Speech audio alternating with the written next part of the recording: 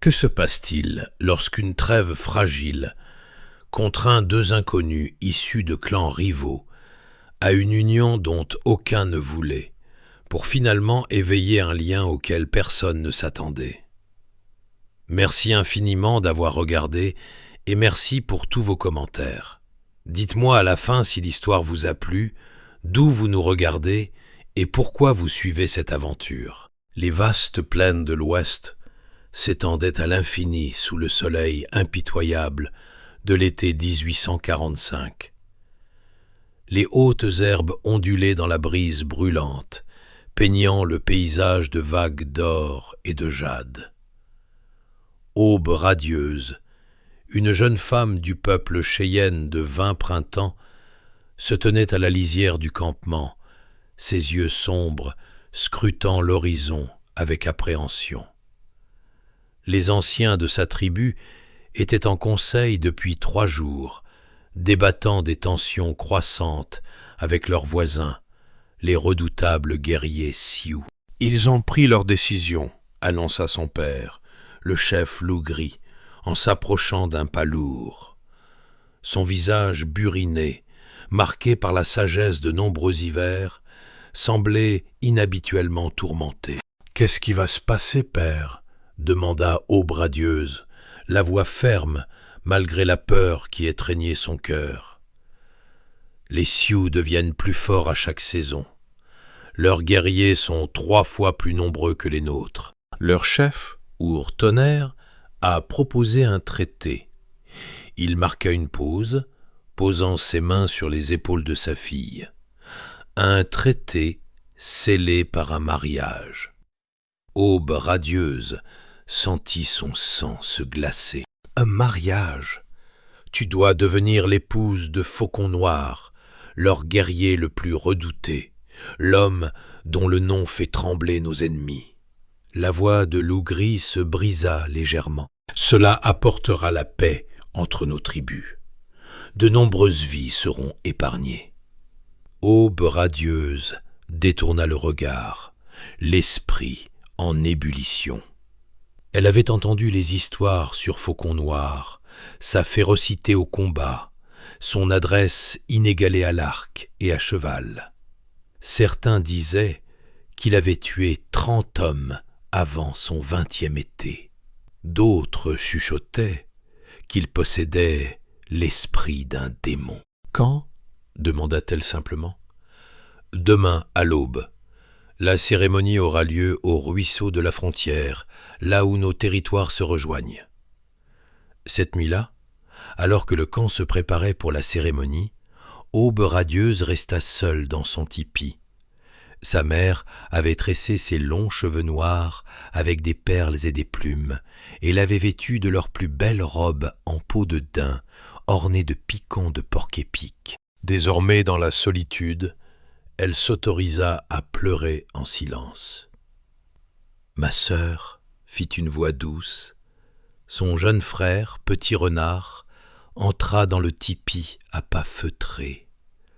À 15 ans, il montrait déjà les signes d'un chasseur émérite. « Je pourrais t'emmener loin d'ici. Nous pourrions chevaucher vers le nord, trouver refuge chez les Arapaho. » Aube radieuse sourit tristement, touchant la joue de son frère. « Et apporter la guerre à notre peuple ? » ?»« Non, Petit Renard, je ferai ce qui doit être fait. »« On dit qu'il a tué 100 hommes, » chuchota Petit Renard. « Les hommes exagèrent, » répondit-elle, bien que l'incertitude envahit son cœur. L'aube se leva sous un ciel rouge sang. La tribu Cheyenne rassembla ses meilleurs chevaux, les chargeant de présents pour les Sioux. Aube radieuse chevauchait aux côtés de son père, le visage masqué par un calme apparent, bien que ses mains tremblassent légèrement sur les rênes de sa jument Pie. Ils arrivèrent au ruisseau de la frontière, alors que le soleil émergeait complètement au-dessus de l'horizon. Sur la rive opposée se tenaient les guerriers Sioux, visage peint pour la cérémonie, plumes ornant leurs longues chevelures.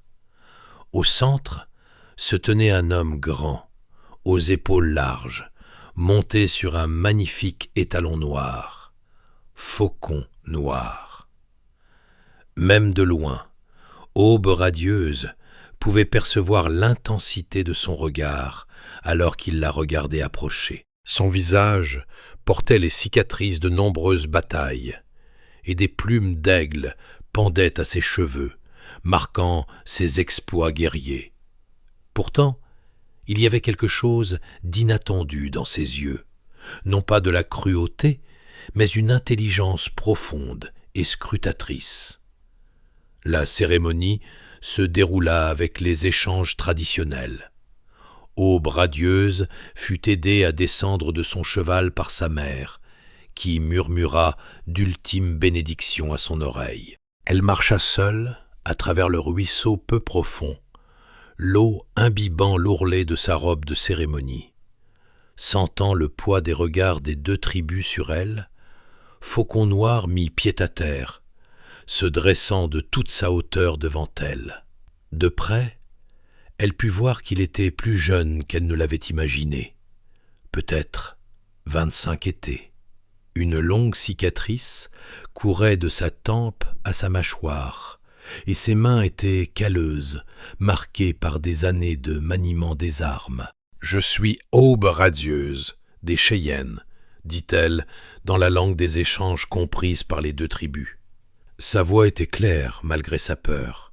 « Je suis Faucon Noir, des Sioux », répondit-il, d'une voix grave et mesurée. « Mais en ce jour, tu marches sur mon sentier. » Il tendit la main et, après un moment d'hésitation, elle plaça la sienne dans la sienne.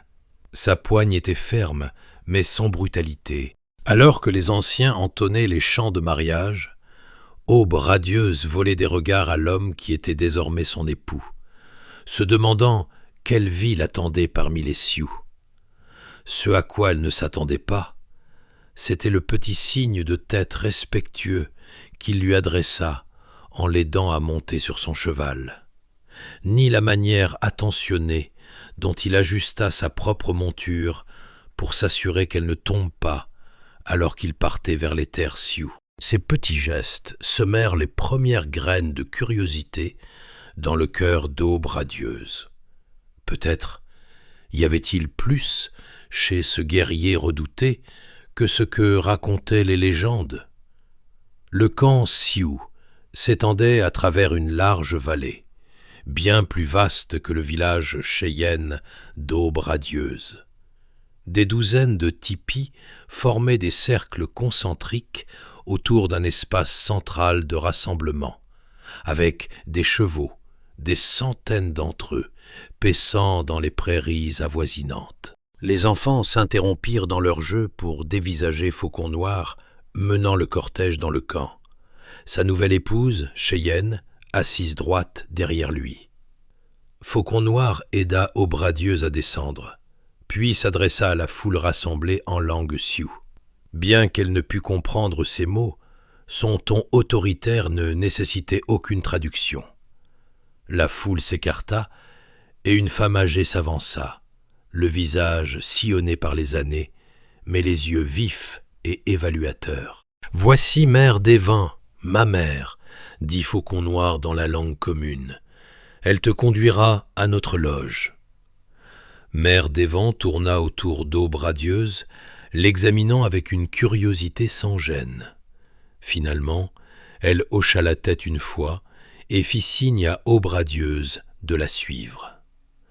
Alors qu'elle traversait le camp, Aube radieuse sentit des dizaines d'yeux posés sur elle, certains curieux, d'autres méfiants, quelques-uns ouvertement hostiles. Le tipi appartenant à Faucon Noir se tenait un peu à l'écart des autres, plus grand et décoré de scènes peintes de batailles et de chasses au bison.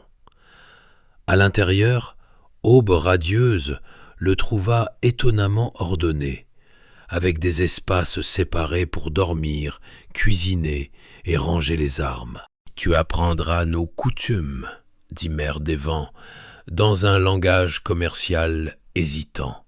« Mon fils est un homme important. Sa femme doit être forte. »« Je suis forte, » répondit Aube radieuse, soutenant le regard de la vieille femme avec fermeté. Le visage buriné de mère des vents se fendit d'un sourire. Nous verrons bien. Les jours suivants passèrent dans un flou de nouvelles routines et de nouveaux visages. Aube radieuse réalisa rapidement que la position de Faucon Noir dans la tribu était encore plus significative qu'elle ne l'avait imaginé. Il n'était pas seulement leur guerrier le plus accompli, mais aussi le conseiller le plus proche du chef et son successeur probable. Faucon Noir, lui-même, restait une énigme. Il la traitait avec un respect distant, s'assurant qu'elle ne manquait de rien, mais parlant rarement au-delà des communications nécessaires. La nuit, il dormait à l'opposé du tipi, maintenant une distance prudente. 2 semaines après son arrivée, Aube radieuse puisait de l'eau au ruisseau lorsque 3 femmes sioux s'approchèrent. Leur meneuse, une femme frappante à l'allure fière, s'adressa directement à elle. « Je suis Aile de Corbeau. Je devais être l'épouse de Faucon Noir avant que tu ne viennes, dit-elle. Son langage commercial était impeccable et tranchant. Ta présence est une insulte. Vous, les Cheyennes, êtes un peuple faible qui se cache dans les collines plutôt que de se battre. » Aube radieuse posa sa jarre d'eau avec précaution. « Je n'ai pas choisi ce mariage, mais je suis ici maintenant et je l'honorerai. » Aile de Corbeau s'avança. « Tu ne seras jamais une Sioux.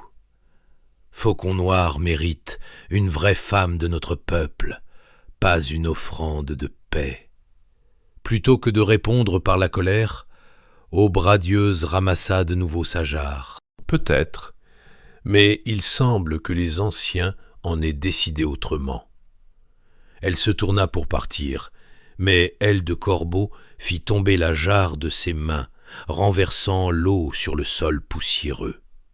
Aube radieuse resta immobile, parfaitement consciente des yeux qui l'observaient autour du camp. Sa réponse définirait sa place ici. Lentement, elle ramassa la cruche vide, retourna au ruisseau et la remplit. Puis, faisant face directement à Aile de Corbeau, elle déclara « Je te remercie de m'avoir appris combien l'eau peut être lourde lorsqu'elle est renversée. Demain, je porterai 2 cruches. » Ce soir-là, alors qu'elle préparait le repas du soir, Faucon Noir entra dans le tipi plus tôt que d'habitude. Il s'assit de l'autre côté du feu, l'observant travailler. « J'ai entendu ce qui s'est passé au ruisseau, » dit-il finalement. Aube radieuse continua sa tâche sans lever les yeux. Ce n'était rien. Aile de Corbeau a la langue acérée et l'orgueil plus tranchant encore. « L'orgueil est précieux lorsqu'il est mérité, » répondit Aube radieuse avec prudence, tout comme la retenue. Faucon Noir garda le silence si longtemps qu'elle crut la conversation terminée. Puis il dit « Tu as bien réagi. Beaucoup se seraient battus ou plaints. » Aube radieuse leva enfin les yeux, croisant son regard sombre. « Se battre ne résoudrait rien. Je suis ici pour bâtir la paix, pas pour perpétuer la guerre. » Quelque chose changea dans l'expression de Faucon Noir, un adoucissement autour des yeux. Peut-être les Cheyennes sont-ils connus pour leur sagesse. Je la vois en toi. Cette nuit-là, pour la première fois, ils discutèrent. Faucon Noir l'interrogea sur sa famille, sa vie parmi les Cheyennes. Elle apprit qu'il avait perdu 2 frères dans les conflits avec les colons, qu'il avait tué son premier bison à l'âge de 12 ans, et que, malgré sa réputation redoutable, il préférait résoudre les problèmes par la stratégie plutôt que par le sang, lorsque c'était possible. « Pourquoi chevauches-tu au combat alors ?» demanda-t-elle. « Parce que parfois les mots échouent, et le sang doit parler, » répondit-il. « Mais je ne tire aucune joie de la mort, seulement de la protection, de ce qui appartient aux Sioux. Au fil des semaines, Aube radieuse s'adapta à la vie de la tribu. Elle apprit leur langue rapidement, gagna l'approbation réticente de Mère des Vents grâce à son habileté au perlage, et obtint même le respect de certaines autres femmes pour sa connaissance des plantes médicinales qu'elle partageait volontiers. Faucon Noir changea lui aussi. Il commença à passer plus de soirées dans leur tipi, lui enseignant les récits de chasse des Sioux et écoutant avec un intérêt sincère les légendes cheyennes. La distance prudente entre leurs couchages se réduisit peu à peu. Une nuit, après que 4 lunes se furent écoulées depuis leur mariage, Aube radieuse s'éveilla pour trouver Faucon Noir assis à l'entrée du tipi, fixant le ciel étoilé. « Qu'est-ce qui te tourmente ?» demanda-t-elle en venant s'asseoir près de lui. « Les colons blancs poussent plus loin sur nos territoires de chasse, dit-il.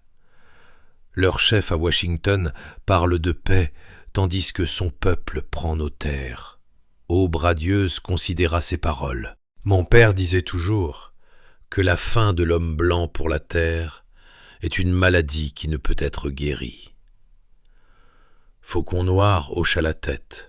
« Ton père est sage. Demain je pars avec 20 guerriers pour observer leur nouveau fort. Ils le construisent sur une terre sacrée pour les Sioux. Y aura-t-il des combats? Pas si nous pouvons l'éviter, mais nous devons montrer notre force. » Il se tourna vers elle, le visage grave dans la pénombre. « S'il m'arrive quelque chose... » Aube radieuse pressa ses doigts sur ses lèvres, les surprenant tous deux par ce geste. « Reviens sain et sauf, c'est tout ce qui compte. » Leurs yeux se rencontrèrent, et quelque chose de tacite passa entre eux, de l'inquiétude peut-être, ou quelque chose de plus profond qu'aucun des deux n'était prêt à nommer. Faucon Noir prit sa main et la tint contre sa poitrine, là où elle pouvait sentir son cœur battre avec force. « Je reviendrai, » promit-il. 7 jours passèrent sans aucune nouvelle du groupe d'éclaireurs de Faucon Noir. Aube radieuse maintenait ses routines quotidiennes, moulant le maïs, tannant les peaux, aidant Mère des Vents dans ses tâches, mais ses yeux dérivaient constamment vers l'horizon à l'est. Le 8e jour, alors qu'elle cueillait des herbes médicinales à la périphérie du camp, une agitation s'éleva de la place centrale. Courant pour revenir, elle vit des cavaliers approcher, mais bien moins nombreux qu'au départ. À mesure qu'ils approchaient, son cœur se serra. Beaucoup étaient blessés, leur corps affaissé sur leur monture. Faucon Noir les menait, le visage sombre. Un bandage taché de sang enveloppait le haut de son bras. La tribu se rassembla, alors que les guerriers mettaient pied à terre. Aube radieuse se fraya un chemin à travers la foule, les yeux rivés sur Faucon Noir. Lorsqu'il la vit, quelque chose vacilla sur son visage. Du soulagement, peut-être. « Que s'est-il passé ?» exigea Ours Tonnerre, le vieux chef. « Les soldats blancs ont attaqué sans avertissement, » rapporta Faucon Noir, sa voix portant à travers l'assemblée silencieuse. « Nous observions depuis la crête lorsqu'ils ont envoyé des cavaliers pour nous encercler. Lui de nos frères ne reviendront pas. » Un murmure collectif de deuil et de colère balaya la foule. Aube radieuse s'avança, tendant la main vers le bras blessé de Faucon Noir, mais il secoua légèrement la tête. Pas ici. Pas avant que la tribu n'ait assimilé cette nouvelle. Ours Tonnerre leva les mains pour réclamer le silence. Cela ne restera pas sans réponse. Nous pleurerons nos morts. Puis, nous apporterons la justice à ceux qui ont brisé la paix. Plus tard, dans leur tipi, Aube radieuse défit avec précaution le bandage de Faucon Noir. La balle avait déchiré le muscle, mais manqué l'os. Tandis qu'elle nettoyait la plaie avec un mélange d'herbe et d'eau chaude, Elle sentit ses yeux étudier son visage. « Tu as des mains qui guérissent, dit-il doucement. Ma grand-mère était la guérisseuse de notre tribu.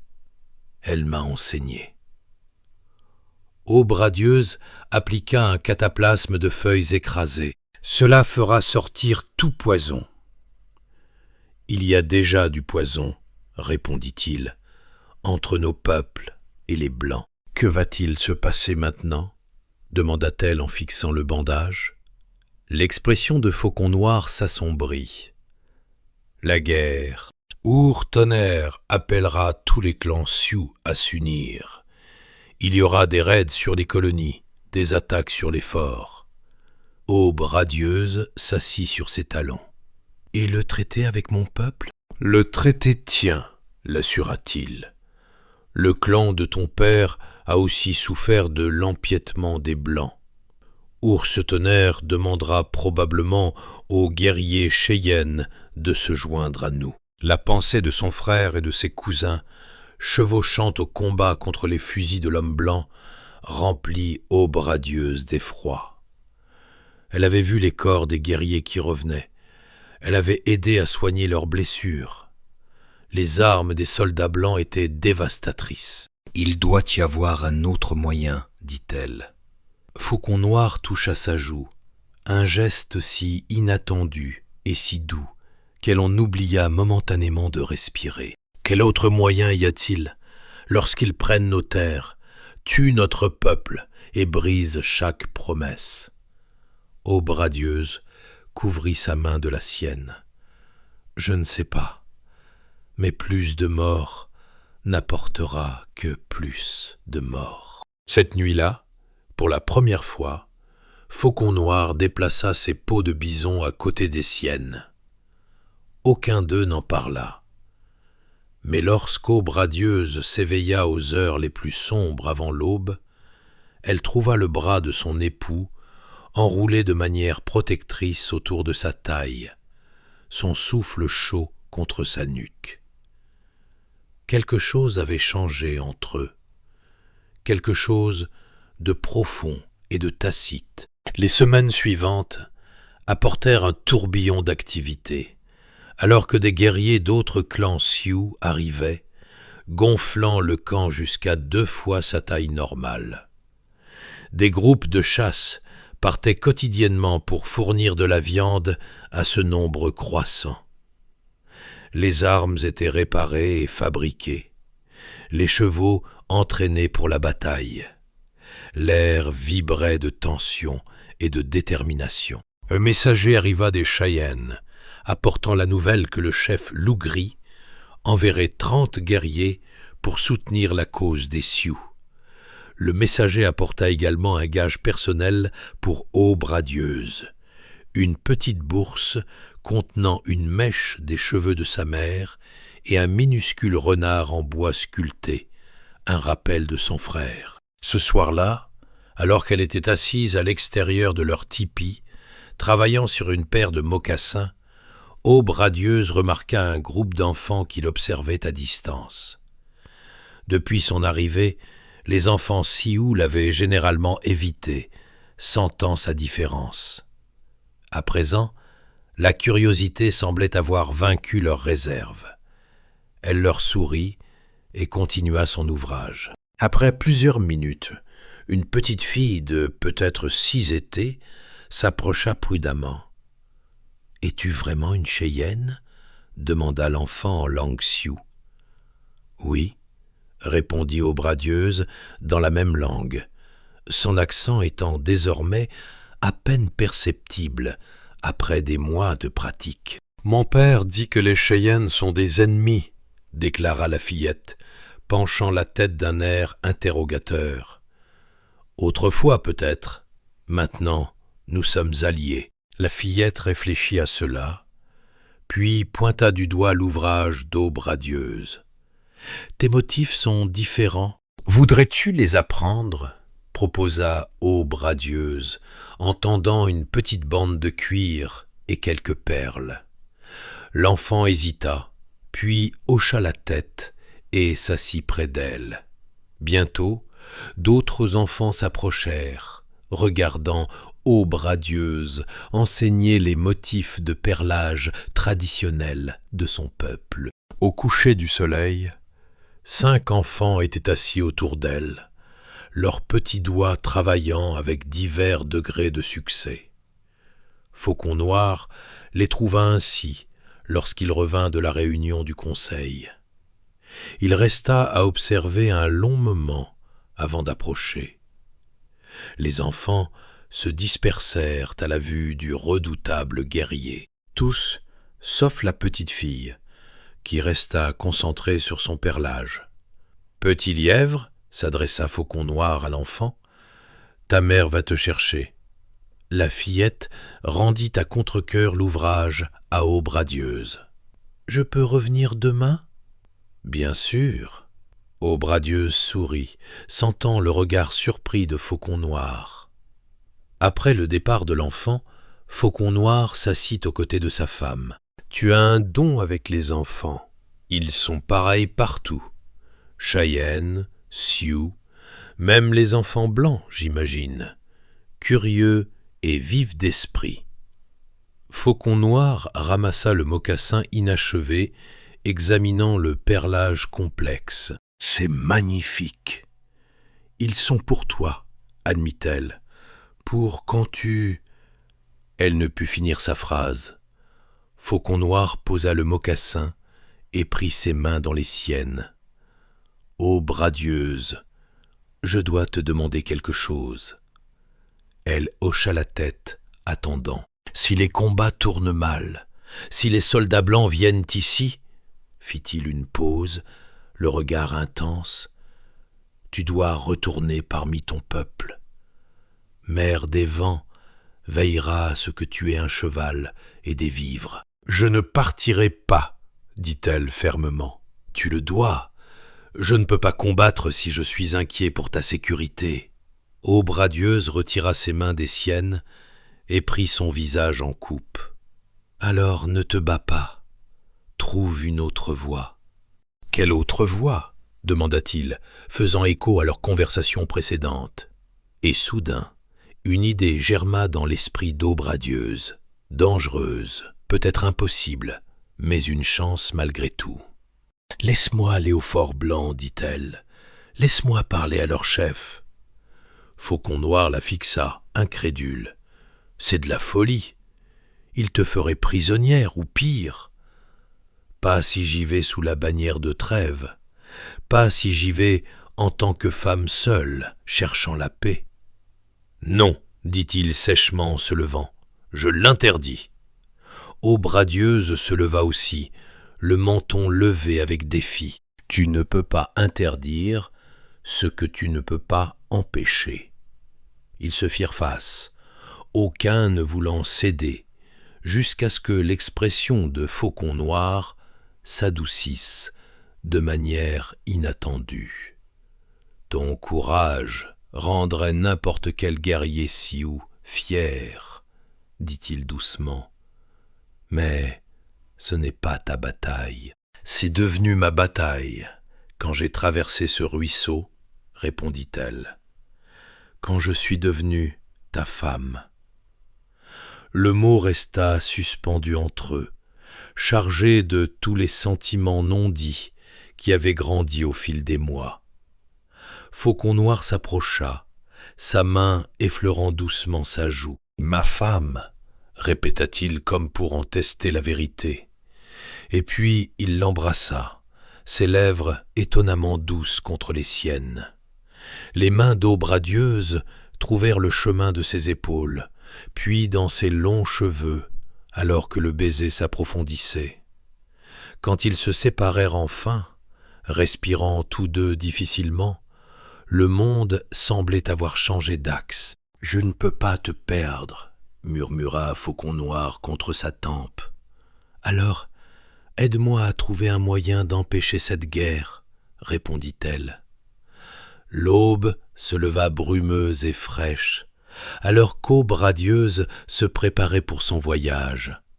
Contre toute attente, Faucon Noir avait non seulement cédé, mais avait aidé à convaincre Ours Tonnerre d'autoriser sa tentative de négociation. Le vieux chef avait été sceptique, mais avait finalement accepté.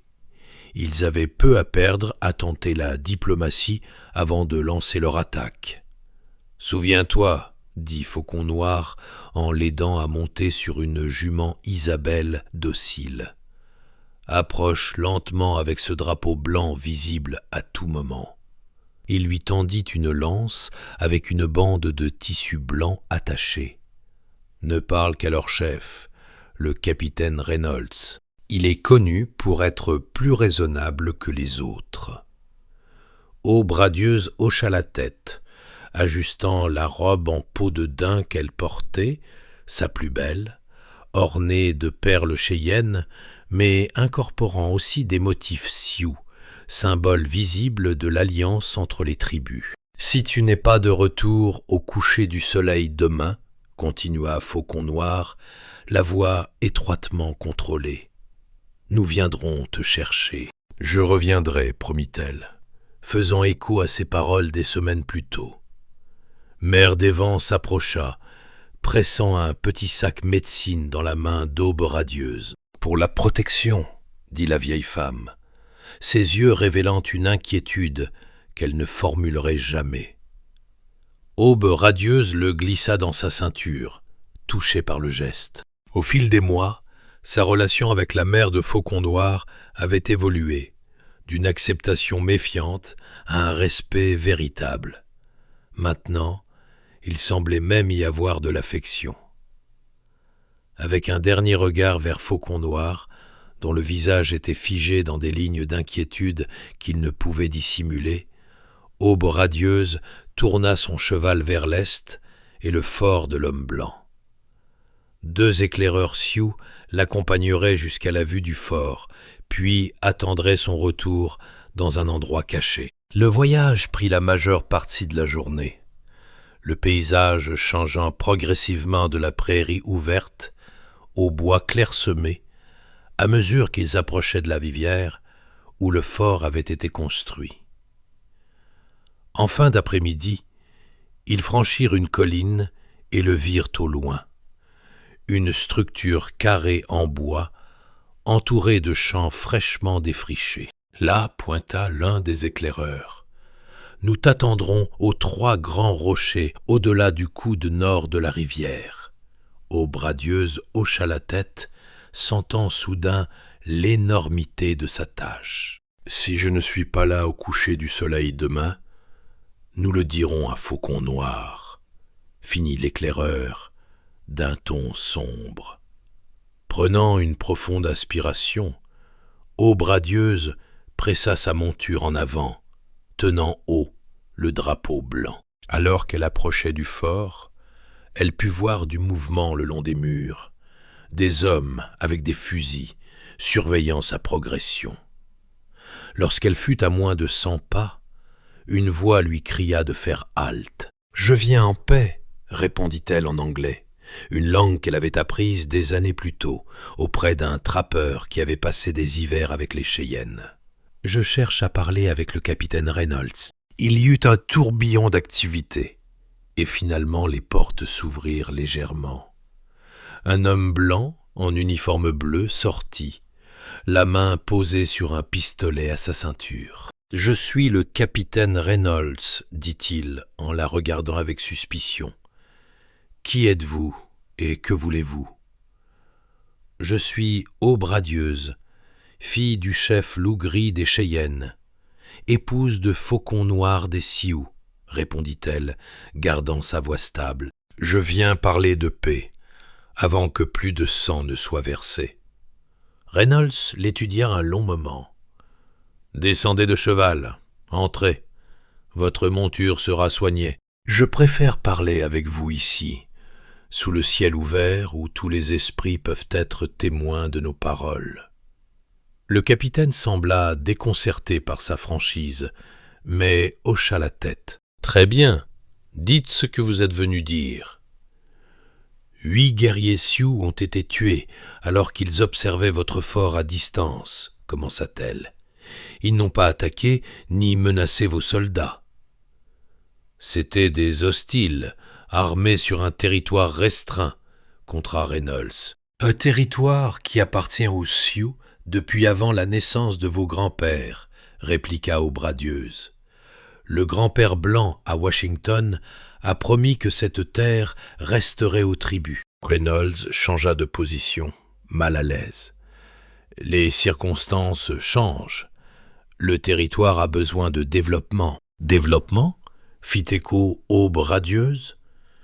Votre peuple appelle cela développement quand vous abattez les forêts et tuez les bisons. Les Sioux et les Cheyennes ont vécu ici depuis des générations sans détruire ce que le Créateur nous a donné. Les temps changent, dit Reynolds, mais avec moins de certitude. Que proposez-vous exactement ? Revenez aux frontières originales, convenues lors du dernier traité. Retirez ce fort qui se dresse sur une terre sacrée. En retour, les Sioux et les Cheyennes permettront un passage sur le long de la piste établie vers l'ouest, mais seulement la piste, pas les terres qui l'entourent. Reynolds secoua la tête. « Je n'ai pas l'autorité pour abandonner ce fort ou redessiner les frontières. »« Alors qui l'a ?» demanda Aube radieuse. « Les Sioux rassemblent des guerriers de tous les clans. Les Cheyennes ont promis leur soutien. Il y aura la guerre à moins que nous ne trouvions un autre chemin. » Quelque chose dans ces paroles sembla toucher le capitaine. Il étudia son visage intensément. « Vous êtes sérieuse au sujet de la paix. » « J'ai vécu parmi les deux peuples. J'ai vu le bon et le mauvais chez les deux. Mais j'ai aussi vu ce qui arrive quand les tuniques bleues apportent leurs gros canons contre nos guerriers. Beaucoup mourront des deux côtés. » Reynolds resta silencieux pendant plusieurs instants. « Je peux envoyer un messager à Fort Smith avec votre proposition. Cela prendra du temps pour avoir une réponse. Combien de temps ? 2 semaines, peut-être 3. Aube radieuse réfléchit à cela. Cesserez-vous de vous étendre au-delà des murs du fort jusqu'à ce qu'une réponse arrive ? Je peux faire cela, accepta Reynolds. Et rencontrerez-vous Ours Tonnerre et mon père pour discuter des termes pendant que nous attendons ? Cette demande rendit clairement le capitaine mal à l'aise, mais finalement il hocha la tête. Une réunion dans 3 jours, au grand coude de la rivière. Chaque camp peut amener 5 hommes, pas plus. Entendu, dit Aube radieuse. Je rapporterai vos paroles à mon peuple. Alors qu'elle se tournait pour partir, Reynolds l'interpella. Vous parlez bien notre langue ? J'essaie de comprendre tous les peuples dont les vies touchent la mienne, répondit-elle. Il serait sage que d'autres en fassent autant. Le voyage de retour sembla à la fois plus long et plus court qu'à l'aller. L'esprit d'Aube radieuse s'emballait entre espoirs et craintes. Ours Tonnerre accepterait-il la rencontre ? Les chefs de l'Est considéreraient-ils vraiment leur proposition ? Ou n'était-ce qu'un moyen de retarder l'inévitable conflit ? Les éclaireurs la rejoignirent au lieu convenu, surpris et soulagés par son retour rapide. Ils voyagèrent toute la nuit, atteignant le campement Sioux. Alors que l'aube pointait de nouveau, Faucon Noir attendait, le visage marqué par la fatigue d'une nuit sans sommeil. Lorsqu'il la vit approcher, le soulagement sur ses traits fut si nu, si complet, qu'Aube radieuse sentit une vague d'émotion lui serrer la gorge. Il l'aida à descendre de cheval, ses mains s'attardant sur sa taille. « Tu as réussi. Ce n'est qu'un début, avertit-elle, consciente de la foule qui s'assemblait. Le capitaine Reynolds a accepté une rencontre dans 3 jours. Il enverra notre proposition au chef de l'Est. » Ours Tonnerre se fraya un chemin, son vieux visage sceptique. Des mots, toujours plus de mots de l'homme blanc. Oui, reconnut Aube radieuse, mais des mots qui pourraient empêcher des morts dans les deux camps. Le capitaine a accepté d'arrêter l'expansion en attendant une réponse. Une discussion houleuse s'ensuivit au sein du conseil tribal. Certains guerriers plaidaient pour une attaque immédiate, affirmant que les Blancs ne faisaient que gagner du temps. D'autres voyaient la sagesse de repousser le conflit, surtout si les alliés Cheyennes n'étaient pas encore arrivés. Finalement, Ours Tonnerre leva la main pour obtenir le silence. « Nous rencontrerons ce capitaine Reynolds avec 5 guerriers comme convenu. Mais nous nous préparerons aussi à la guerre si ces paroles se révèlent vides. » Le conseil se dispersa, laissant Aube radieuse et Faucon noir debout, ensemble, à la lisière du camp. « Tu as été très courageuse, dit-il doucement. »« J'étais terrifiée, admit-elle. Mais la peur importe peu quand quelque chose d'important doit être fait. » Faucon noir prit sa main, entrelaçant ses doigts aux siens. « Viens, tu as besoin de repos. » Dans leur tipi, il insista pour qu'elle mange et boive avant de lui raconter tout ce qui s'était passé. Tandis qu'elle relatait sa conversation avec Reynolds, Faucon noir écoutait intensément, posant quelques questions, mais absorbant surtout ses paroles dans un silence pensif. « Tu crois que ce capitaine est sincère ?» demanda-t-il quand elle eut fini. « Je crois qu'il ne veut pas la guerre plus que nous, » répondit-elle prudemment.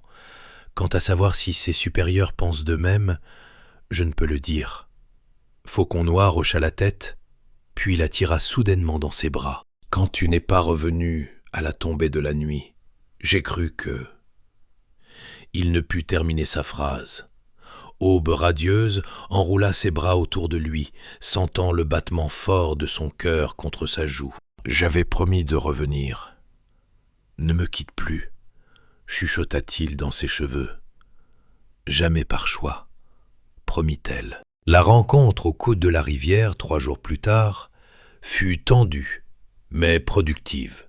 Le capitaine Reynolds amena 4 soldats et un traducteur, bien qu'il réalisa rapidement que les traductions d'Aube radieuse étaient plus précises. Ours Tonnerre, Faucon noir et 3 autres guerriers Sioux représentaient leur tribu. Le chef Loup gris arriva avec 4 guerriers Cheyennes, dont le frère d'Aube radieuse, Petit renard, désormais appelé Flèche rapide. Les retrouvailles entre le père et la fille furent brèves, mais chargées d'émotion. Loup gris serra les mains d'Aube radieuse, les yeux brillants de fierté. « Tu as fait honneur à notre peuple, dit-il. Ta mère t'envoie son amour. » Les négociations durèrent de midi jusqu'au coucher du soleil. Les frontières furent redessinées sur les cartes. Des concessions furent faites des 2 côtés. Le fort resterait, mais ne s'étendrait pas au-delà des limites convenues. Un poste de traite serait établi où les 2 tribus pourraient échanger des marchandises équitablement. Plus important encore, les terres sacrées des sépultures seraient protégées de la colonisation blanche. À la fin de la réunion, le capitaine Reynolds s'approcha d'Aube radieuse. « Vous avez un don pour cela, dit-il. Si plus de gens de votre peuple étaient comme vous, peut-être y aurait-il moins de sang versé. »« Si plus de gens de votre peuple étaient comme vous, capitaine, répondit-elle, il en serait de même. » 2 mois plus tard, la nouvelle arriva de l'Est. Le traité avait été ratifié avec des changements mineurs. Ce n'était pas parfait. Faucon noir souligna plusieurs clauses qui favorisaient les Blancs, mais c'était un début, une fondation sur laquelle bâtir.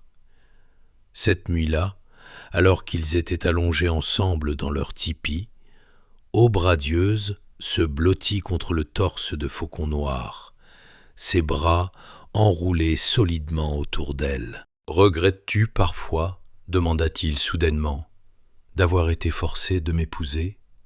Aube radieuse se souleva sur un coude pour le regarder dans les yeux. « Ce n'était pas mon choix, dit-elle honnêtement. Mais maintenant, si on me donnait le choix, je te choisirais à nouveau. » La main de Faucon Noir traça doucement la courbe de sa joue. « La première fois que je t'ai vu traverser ce ruisseau, j'ai pensé que tu étais la plus belle femme que j'ai jamais vue. Mais je craignais que tu ne me haïsses toujours pour t'avoir arraché à ton peuple. Je ne pourrai jamais haïr l'homme qui m'a montré tant de respect, tant de soin. » Elle sourit, même s'il ronfle comme un bison. Faucon Noir éclata de rire, un son rare et précieux. « Les femmes Sioux disent que j'ai bien choisi.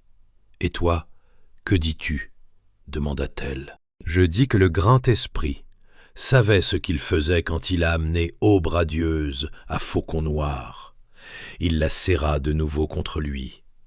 Nos enfants seront forts, sages dans les coutumes des deux tribus. » Aube radieuse sourit contre sa poitrine, sa main venant se poser sur son ventre, là où, bien qu'elle ne l'eût encore dit à personne, elle était certaine qu'une nouvelle vie avait déjà commencé. À l'extérieur de leur tipi, le ciel nocturne flamboyait d'étoiles, veillant sur les terres des Sioux et des Cheyennes, comme elle l'avait fait depuis des générations innombrables. Des terres qui, pour l'instant du moins, restaient entre les mains de ceux qui les avaient toujours appelées leur foyer.